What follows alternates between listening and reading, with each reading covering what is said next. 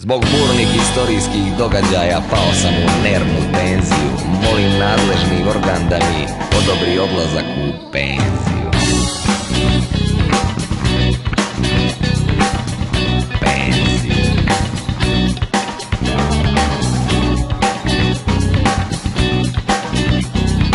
Penziju.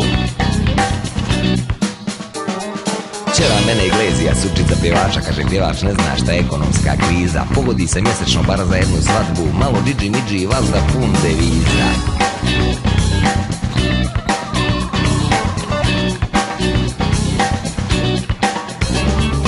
Mislim se pjevač se naučeno rađaju, tvrda glava je urođena mana. Nezgodno je pjeva dok se ljudi svađaju pa krenu pjevača markama da gađaju.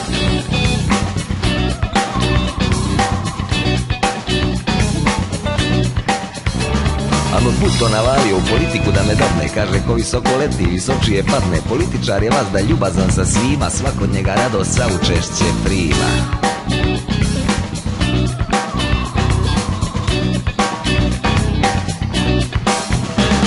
Mislim se ko se mota oko politike, ne zna osnovne zakone balistike. Pod kojim uglom letiš u nebesa, potim te čeka hladna trebjesa.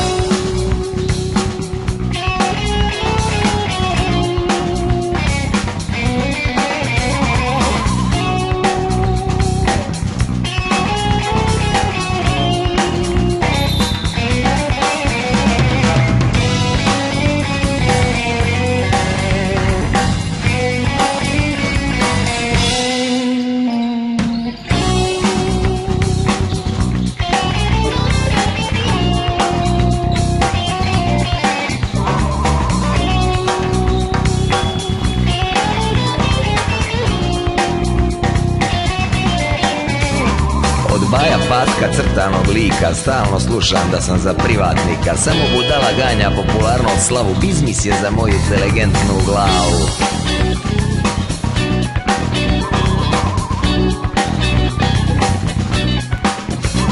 Sliko Bajo znadem da sam inteligentan, al biznis je za inteligenciju štetan. Ne radi kurva ono zbog para, već zato što voli muža da vara.